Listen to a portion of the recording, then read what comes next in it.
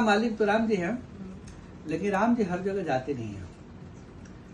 ब्रह्मा जी की जो 100 साल की आयु है ना, उस 100 साल की आयु में जैसे ब्रह्मा जी के एक दिन है ना, एक कल्प बोला जाता है। तो एक कल्प में 14 इंद्र मर जाते हैं।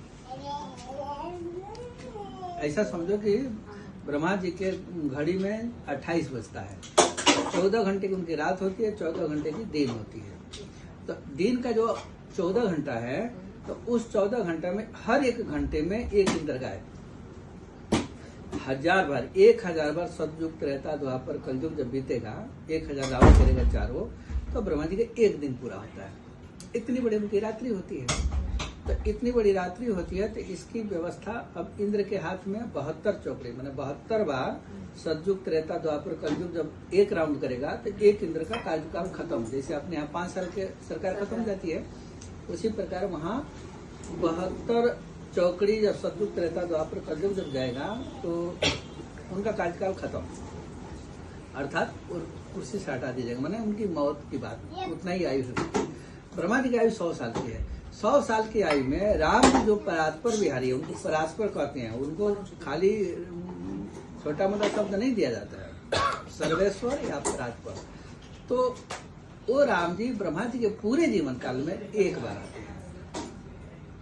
अब एक बार आते हैं तो त्रेता में हर बार राम जी आ रहे हैं, सिद्ध तो नहीं होगा ना।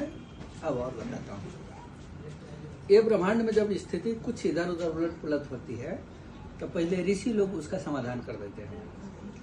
ऋषि लोग के बस के नहीं होती है, तो फिर देवता लोग करते हैं, और देवता लोगों के बस की नहीं होती है, तो त्रिदेव करते हैं, ब्रह्मा विष्णु महेश करते हैं। प्राय विष्णु भगवान सबको राक्षसों को कूट देते हैं। कभी कभी ऐसा राक्षस होगा कि ब्रह्मा विष्णु महेश से भी नहीं कुटाई होगी, उनको भी हरा देंगे, तो फिर महाविष्णु कूट देंगे उनको। अब कभी कभी ऐसा होगा कि महाविष्णु भी नहीं हरा सकते हैं, तो फिर उसके लिए राम जी को आना पड़ेगा। तो वो बाई चांस बहुत, ब्रह्मा जी के आधे शरीर आधे उम्र तो बीत गया, लेकिन उसमें राम जी मात्र एक बार आए। तो ये विष्णु भगवान जब राम जी, ये जो विष्णु भगवान है, इनको राम जी बनने का अधिकार दिया गया है राम जी की तरफ से। अब महाविष्णु को भी राम जी बनने का अधिकार दिया गया। अब लगे कहाँ लिखा है, तो रामचरितमानस में लिखा है। शंकर जी पार्वती जी कहती हैं कि हमको कथा सुनाइए राम जी के। तो शंकर जी कहते हैं कि जन्म 1 2 कहूँ बखाना, 1 और 2 जन्म का कथा कहता हूँ। पार्वती बोली ठीक है।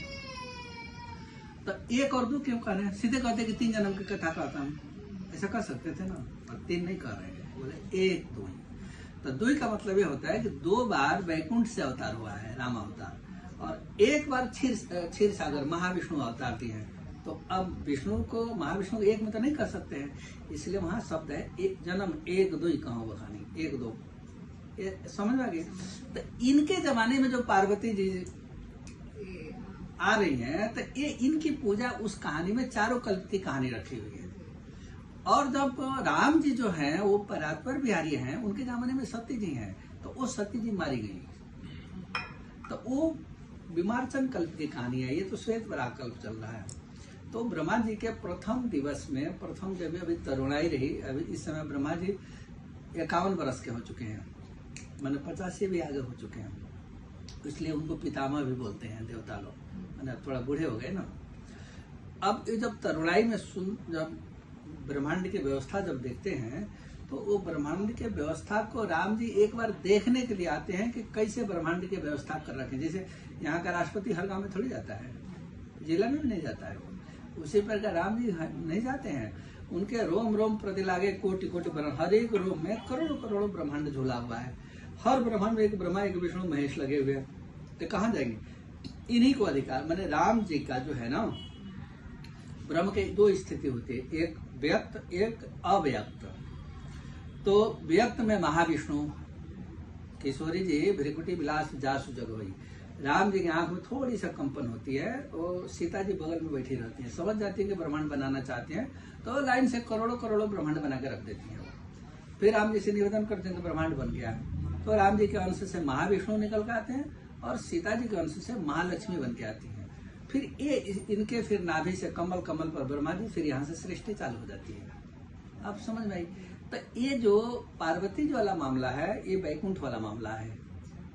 क्षीर सागर वाला मामला है, राम जी वाला नहीं है। राम जी वाला सत्य जी वाला है। तो चूंकि 4 कल्प की कहानी है तो इसमें लिखा है कि किम बिलगाई मुनिश प्रवीणा, जो ध्यान योग में जब नहीं देखेगा तो बांट भी नहीं पाएगा वो। शास्त्र में तो भ्रम जाल में फंस जाएगा, वो बांटना भी मुश्किल हो जाएगा उसको। तो वो राम जी, अब ये हो गया कि कैसे माने कि वो राम जी अलग हैं, ये भी प्रश्न आ जाएगा ना वो। और वो ब्रह्मा विष्णु महेश अलग हैं, ऐसा तो आ जाएगा। तो रामचरितमानस में जब देवता लोग स्तुति कर रहे हैं, शंकर जी बोले कि कहीं जाने की कोई जरूरत नहीं है, प्रभु प्रकट जग जिमी आगे, जैसे आग प्रकट होती है वैसा ही हमारे सामने प्रकट होने, पहले आप लोग प्रार्थना करिए। प्रार्थना किए, जय जय सुरनायक जन सुखदायक। अब जय जय सुरनायक कर रहे हैं तो भगवान तो नहीं कर रहे हैं, वो सुरनायक माने सेनापति। सेनापति मालिक तो नहीं होता है, होता है तो विष्णु भगवान को सेनापति कहा गया है। अब इतना महीन अर्थ को न जाने तो शास्त्र का तो दोष नहीं है, शास्त्र में तो रखा है सुरनायक है, वो देवताओं के मालिक हैं। आगे जब वो स्तुति किए तो कोई आवाज नहीं आई, तो शंकर भगवान बोले कि ये भगवान से काम नहीं चलेगा, थोड़ी और आगे बढ़ जाएंगे। तो उनके ऊपर कौन है? महाविष्णु। तो महाविष्णु क्या है? जय जय अविनाशी सबघटवासी व्यापक परम मुकुंदा, अभी तक गोतीतम चरित पुण्यम व्यापक परम मुकुंदा। अब ये स्तुति 3 छंद में है, एक छंद विष्णु का है, एक महाविष्णु का है। अंतिम छंद जब आवाज नहीं आई, महाविष्णु से भी जब आवाज नहीं आई, शंकर जी बोले कि थोड़ी और आगे बढ़ जाइए आप, क्योंकि यहाँ कोई भी समस्या होगी तो पापा को सुनाना पड़ेगा ना, इनसे नहीं होगा तो फिर बाहर से मदद लेंगे। उसी प्रकार देवता लोग में भी वही है। तो ये घर के मालिक हैं विष्णु भगवान, उनसे सुनाए, उनसे मदद नहीं मिली तो महाविष्णु पूरे ब्रह्मांड के मालिक हैं, तो उनको सुनाए, उनसे भी काम नहीं चलेगा। अब शंकर जी बोले कि आगे बढ़ जाओ, तो वहां फिर स्थिति बदल गई। अब कहते हैं शारद श्रुति शेषा ऋषे शेषा जाकम को नहीं जाना। ये है राम जी, ये अव्यक्त है। अव्यक्त माने जिसको हम देख नहीं सकते, व्यक्त को तो देख सकते हैं। तो ब्रह्म की स्थिति 2 होती है, एक अव्यक्त एक व्यक्त। अव्यक्त को नहीं देख सकते हैं, व्यक्त को देख सकते हैं। तो व्यक्त में महाविष्णु और विष्णु भगवान उनके अंश हैं, तो ये सृष्टि संचालन करते हैं। अब शारद माने सरस्वती, श्रुति माने वेद, शारद श्रुति शेषा, शेषा माने ऋषि मुनि शेष जितना आए, जितना ब्रह्मांड के गणमान्य जो है। तो शारद श्रुति शेषा ऋषि शेषा। अशेषा का मतलब ये महाविष्णु हो जाएंगे। जब पूरा प्रलय हो जाएगा तो बट के ऊपर बाल मुकुंद बन के खेलेंगे, तो ये अशेष हो जाएंगे। क्योंकि ब्रह्मांड सबका लय होगा ना, कोई नहीं बचेगा, तो वो अकेला बचेंगे। फिर एक को हम बहुश्यामी करके फिर सृष्टि चालू करेंगे वो। तो ये अशेषा भी राम जी को नहीं जानते हैं, माने महाविष्णु भी राम जी को नहीं जानते हैं। तब ब्रह्मा जी कहते हैं कि सो चिंता हमारी करो अगारी जानी भक्ति न पूजा, हमारे चिंता दूर करिए और रावण रूपी जो आता ताई है उससे समाधान करिए। ये रावण लड़ते लड़ते क्षीर सागर के पास गया है, पुराण में लिखा है ना।